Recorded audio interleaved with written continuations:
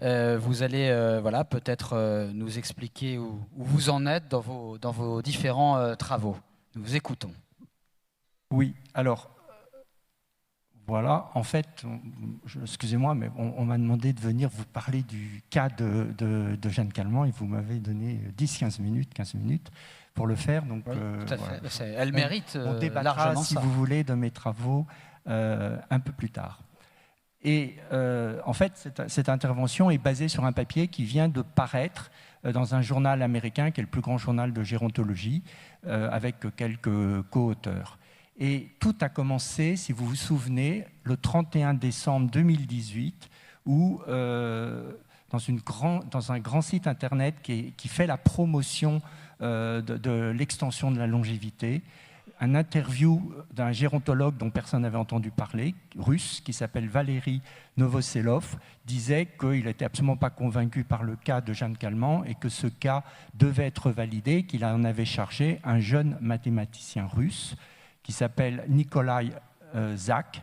Lui aussi, on peut le googliser, c'est très difficile de savoir qui il est, où il travaille, etc. Mais il a bâti une hypothèse comme quoi, en fait, il y aurait eu une substitution entre Jeanne Calment et sa fille. Au moment du décès de sa fille, en fait, c'est Jeanne Calment qui serait décédée et ce n'est pas sa fille. Et il a déposé son manuscrit dans un entrepôt de recherche qui s'appelle ResearcherGate, où tout le monde peut déposer un manuscrit. Et curieusement, quelques semaines après, ce manuscrit a été publié par une revue qui s'appelle Rejuvenation Research, qui est une revue un peu pirate, qui sent un peu la poudre, qui promeut des recherches qui visent là aussi à rendre l'homme immortel, hein, comme le nom l'indique, rajeunissement. On est dans le domaine de la fontaine de jouvence, mais ça fait partie de la science. Hein. La science est aussi née de ça, de ces hypothèses. Et dans cet article, il prétend avoir des preuves comme quoi Jeanne Calment est morte en 1934 et pas en 1997. Mais peut-être faut expliquer, Monsieur Robin, quels sont les enjeux. Pourquoi, au fond, ces scénarios, ces batailles autour de l'âge et de la longévité de Jeanne Calment? Oui, alors, en fait, personne n'a vraiment compris quels étaient les enjeux. Alors pourquoi c'est important de savoir si effectivement Jeanne Calment avait 122 ans ou pas? C'est qu'il y a un débat scientifique, mais depuis... En fait, dans les fragments des poèmes d'Hésiode, il y a des discussions sur la longévité des dieux, des hommes, des animaux. Et depuis que l'homme discute, depuis que l'homme essaye de construire la science, il y a eu des discussions à l'infini pour savoir si notre longévité était bornée ou pas bornée. On peut vraiment retrouver tous les grands penseurs à travers, sur 2000 ans. Ils ont tous contribué d'une façon ou d'une autre à ce débat. C'est un débat assez passionnant. Mais en fait... Ils ont essentiellement discuté sans données. Ce que je crois, ce qui est nouveau, c'est que depuis très peu de temps, on commence à avoir des données, et des données de qualité, des données en nombre, qui permet en fait, enfin de faire de la science autour d'une hypothèse de recherche dont nos grands ancêtres ont discuté depuis 2000 ans. Donc on ne manque pas de matière pour écrire les introductions ou écrire les discussions de nos résultats. Et alors, après, pourquoi cette équipe russe s'est lancée dans cette affaire, on n'en sait rien. Alors, ce que je voulais simplement dire, c'est que dans ce papier, en fait, excusez-moi, dans ce papier, il y a une quadruple accusation. En fait, ils accusent les auteurs qui avaient validé l'âge de Jeanne Calment d'avoir fermé les yeux sur tout ce qui pouvait suggérer que ce n'était pas elle. Ils accusent les familles, la famille Calment et les familles alliées de frauder, d'avoir fraudé, et puis la population arlésienne de magouiller. De toute façon, c'est une population de magouilleurs, c'est bien connu. L'État français d'avoir été au courant et d'avoir fermé les yeux parce que Jeanne Calment était une icône nationale. Et puis, de toute façon, les mandarins de la gériatrie et de la gérontologie occidentale, qui sont tous copains et qui défendent leur situation de rente, mais grâce à la Russie, on allait quand même mettre de la propreté et de la transparence dans tout ça. Donc en fait, une grande leçon de morale et d'éthique. Alors, excusez-moi. il faut que j'avance comme ça. Et donc, en fait, je reviens en 1995. En 1995, Jeanne Calment allait avoir 120 ans. Et c'est dans ces conditions que nous avons validé son âge, pour toutes les raisons qu'on venait de dire. Donc voilà, tout ça a été publié en anglais, parce que la science aujourd'hui est en anglais. Et pour le faire, on avait utilisé en fait l'ensemble des actes d'état civil à notre disposition, naissance, mariage, décès, des actes religieux et surtout des documents de recensement. Parce qu'en fait, au cours de la vie de Jeanne Calment, la population était recensée à peu près de 5 ans en 5 ans. Et on a pu retrouver toutes les fiches de recensement de la famille de Jeanne Calment. Donc on sait exactement, le premier recensement qui la concerne est en 1876. Elle est alors âgée d'1 an. On sait où elle habite, avec qui elle habite. Et donc on a pu tracer l'ensemble de sa vie familiale de 5 ans en 5 ans, entre 1875 et 1975, où elle est aussi recensée en 1975 à l'âge de 100 ans. Alors, avant de revenir sur l'hypothèse des Russes, juste un mot sur l'univers statistique de Jeanne Calment.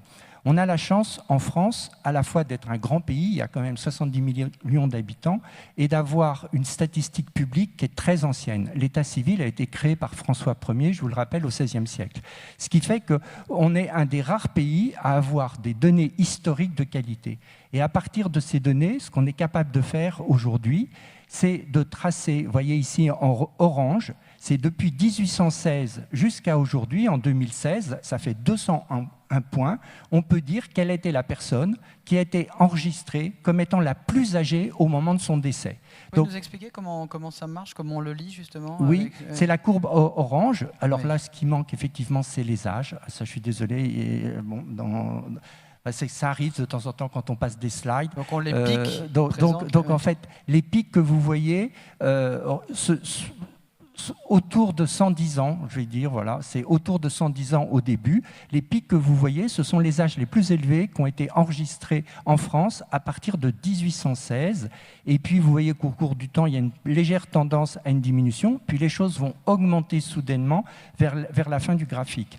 Et là, c'est une série qui est très, très hachée, très chaotique, parce que c'est une observation unique.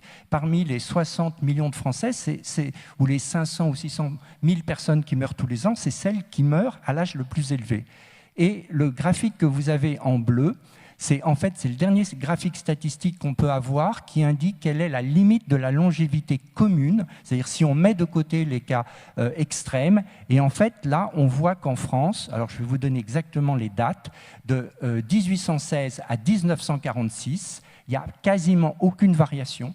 Tous les points tombent à 99 ans exactement, avec de temps en temps 98 ans ou 100 ans, c'est-à-dire qu'il n'y a aucune variation, c'est la limite de la longévité humaine commune. Et là, effectivement, les auteurs du XVIIIe siècle qui répétaient que la longévité est une constante de chaque espèce, finalement, ils avaient raison, parce que l'observation qu'on a de cette période montre qu'effectivement, c'est constant et que ça ne varie absolument pas. Par contre, vous voyez, depuis 1946, et le tournant, c'est en 1946. En 1946, on serait où? Oui, 1946, c'est le tournant. C'est le tournant. Ouais. En 1946, vous voyez, la courbe se met à monter, et se met à monter en ligne droite. C'est-à-dire que, en fait, les caractéristiques de la longévité humaine, qui au cours de l'histoire, depuis qu'on est capable de le mesurer, n'avaient pas changé, s'est mise brutalement à changer en 1946, au lendemain de la guerre, et que depuis, tous les ans, on fait à peu près le même progrès. Vous voyez, la courbe, elle est linéaire, c'est une ligne droite. Il n'y a aucun signe d'accélération au cours de temps, mais il n'y a aucun signe de ralentissement. Alors ça, c'est l'univers statistique. Sur cet univers statistique, je projette Jeanne Calment maintenant. Vous voyez, Jeanne Calment, elle est ici. Et donc, effectivement, au sein des valeurs extrêmes, elle est exceptionnelle. Donc, la question des Russes, quelque part, elle est légitime. On peut toujours s'interroger sur... Excusez-moi... on peut toujours s'interroger de savoir est-ce que c'est vrai, parce qu'on voit bien que les 122 ans de Jeanne Calment vont quand même taper beaucoup plus haut que le reste. Alors, si je reviens maintenant sur l'hypothèse des Russes, en fait, quand nous, en 1995, on avait fait un bouquin grand public pour raconter notre recherche, et on avait cette photo où il y a à la fois Jeanne Calment et sa fille. Et on avait écrit bêtement quelle est l'une, quelle est l'autre. Et c'est peut-être nous qui avons donné l'idée aux Russes de cette substitution d'identité. Et ce que je voulais vous dire, c'est que dans le passé, on a fait énormément d'erreurs en validant l'âge des grands centenaires. Parce que la plupart du temps, ces validations étaient effectuées quand les gens étaient morts. Et donc, c'est le validateur qui commettait des erreurs. Et le validateur commettait des erreurs en rapprochant l'acte de naissance d'un frère avec l'acte de décès de l'autre. Et donc, du coup, comme ça, il pouvait allonger ou raccourcir la durée de vie. Quelquefois, effectivement, il pouvait rapprocher l'acte de naissance de la mère avec l'acte de décès de la fille. Et à ce moment-là, ça pouvait augmenter de 10 ans ou de 20 ans la durée de vie. Mais lorsqu'on valide la durée de vie de quelqu'un de vivant, de quelqu'un qui est mentalement alerte, de quelqu'un qui vous dit « je m'appelle Jeanne Calment, je suis né en 1875 », on ne parle plus de ce type d'erreur, on ne parle plus de confusion. Si ce n'est pas vrai, c'est un mensonge, c'est une fraude. Et à ce moment-là, s'il y a fraude, il doit y avoir un motif. Pourquoi une telle fraude et est-ce que cette fraude était possible ?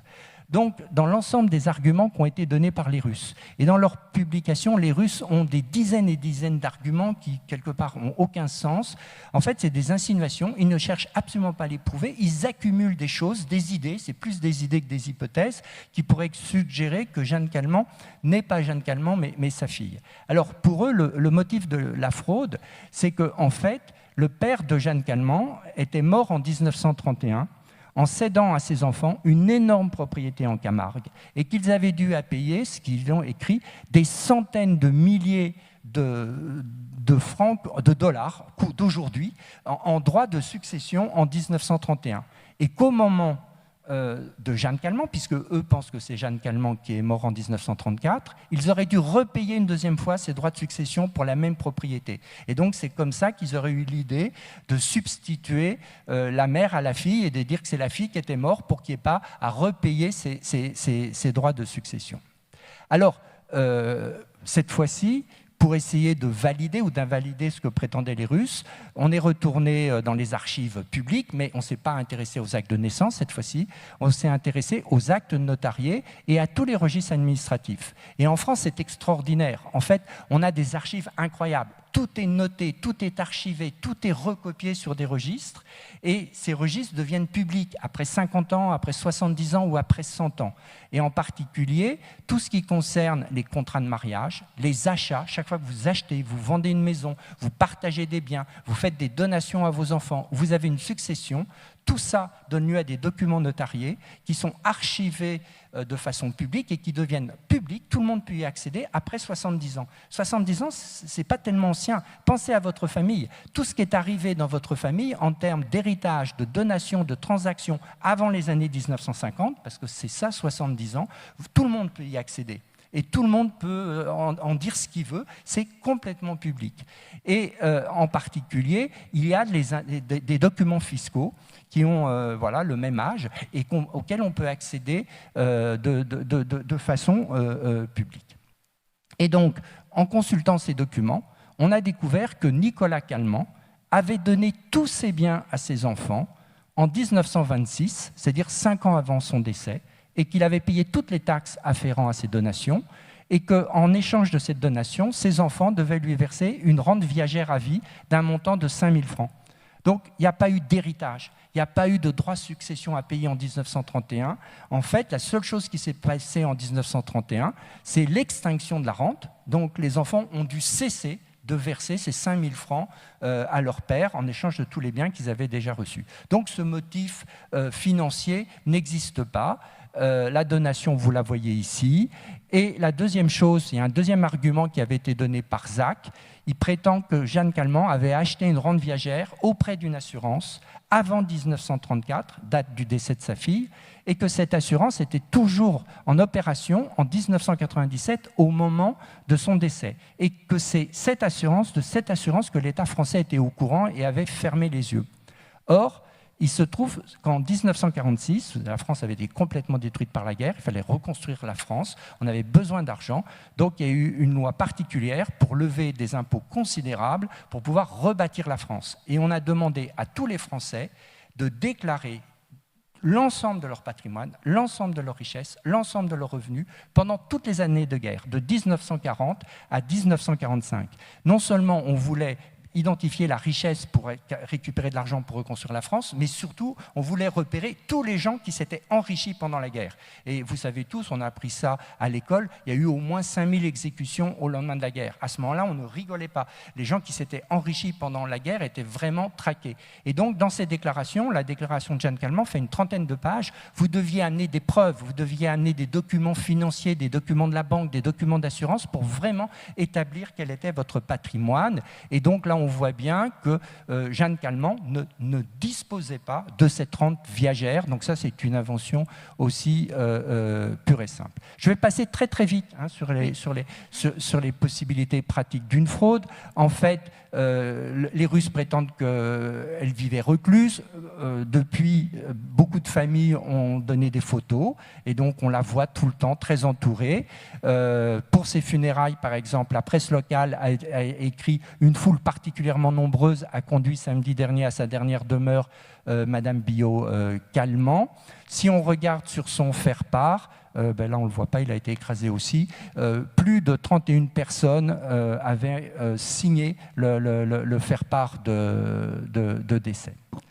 Et puis, juste pour souligner que s'il y avait eu cette substitution d'identité, on arrivait à une organisation familiale qui était absolument aberrante, parce que Fernand Calment, le mari de Jeanne Calment, était toujours vivant, il est resté vivant de nombreuses années.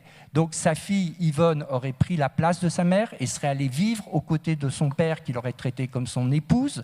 Son mari, le capitaine Biot, qui avait la Légion d'honneur, aurait tout à fait accepté cette situation. Et puis, son fils, qui était âgé de 7 ans, et je crois que vous voyez bien comment se comporte un enfant de 7 ans, soudainement aurait mis à traiter sa mère comme si elle était sa grand-mère et il ne se serait jamais trompé. Quand il est devenu médecin, ce jeune homme, il a dédié sa thèse à sa mère décédée et à sa grand-mère pour les soins maternels dont elle avait su l'entourer tout au cours de sa vie. Et puis enfin, au cours de cette recherche nouvelle, et il faut savoir que dans cette recherche, on est dans l'open science, parce que cette recherche, elle a été forcée, elle s'est faite rapidement pousser par les Russes. Il y a eu des groupes Internet qui se sont mis en place, il y a eu des groupes Facebook, il y a eu des centaines de gens qui ont essayé de trouver des documents. En fait, aucun document n'a été trouvé qui allait dans le sens de ce que pensaient les Russes, mais il a été trouvé plusieurs documents qui montraient que, vraisemblablement, effectivement, ça confirmait ce que disait Jeanne Calment, Yvonne Calment était d'une santé extrêmement fragile. Je vous donne un exemple. Dans son contrat de mariage, oui, ça prend une seconde, dans son contrat de mariage, alors, ses parents la dotent de 12 000 francs par an, mais ce qui est extraordinaire, parce que ça ne figure pas habituellement dans les contrats de mariage, il est dit qu'en cas de prédécès de la future épouse, cette rente sera reversée au profit et sur la tête des enfants à naître de ce mariage. Donc, comme si on savait déjà qu'elle était de santé fragile, on a ce document militaire des archives militaires de la France où le supérieur du capitaine Biot écrit « C'est un regret qu'il quitte l'armée, mais ses intérêts et la santé de sa femme l'obligent à aller habiter dans le sud de la France. » Et enfin, on a cette photo aussi retrouvée grâce à ces gens qui cherchent et puis aux familles qui ont donné beaucoup de photos. On ne savait pas où cette photo a été prise. Elle a été prise en août 1931. Elle a été prise à l'hôtel Belvédère à Lézin. Et l'hôtel Belvédère à Lézin était un des grands sanatoriums. Lézin était l'endroit où les familles chics, dans les années 20 et dans les années 30, allaient se faire soigner pour la tuberculose. Et donc, en résumé, pas de motif financier, pas de possibilité pratique d'une telle substitution et plusieurs documents qui supportent en fait le mauvais état de santé de Jeanne Calment. En fait, ce n'est pas très important, je vous donne, parce que depuis, la même équipe de Russes, additionnée d'un certain Gibbs, ont redéposé un article sur cette plateforme de recherche qui s'appelle ResearcherGate, et cet article vient la semaine dernière de paraître à nouveau dans Rejuvenation Research. Et ce qu'ils disent, c'est notre premier scénario était vraisemblablement trop simple, mauvais, mais en fonction de ces techniques bayésiennes, n'importe quel scénario qui repose sur la substitution entre Jeanne Calment et sa fille aura toujours une probabilité de réelle plus élevée que la probabilité d'atteindre l'âge de 122 ans. En fait, tout repose là-dessus, sur le fait qu'ils pensent que c'est absolument impossible d'atteindre l'âge de 122 ans. Juste une seconde. C'est la conclusion de notre article, on l'a traduit, etc. Nous avons officiellement demandé la rétractation de l'article de Rejuvenation Research, parce que ce n'est pas acceptable de publier un article qui ne repose absolument sur rien.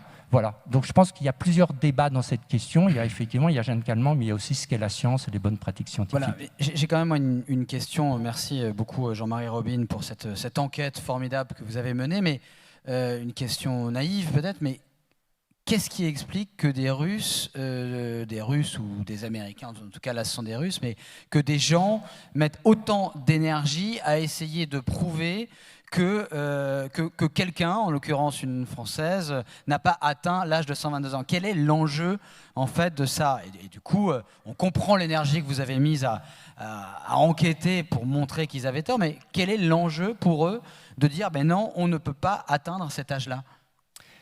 Dans cet article, très clairement, on accuse les Russes et puis on accuse la revue qui a publié leur travail de négligence.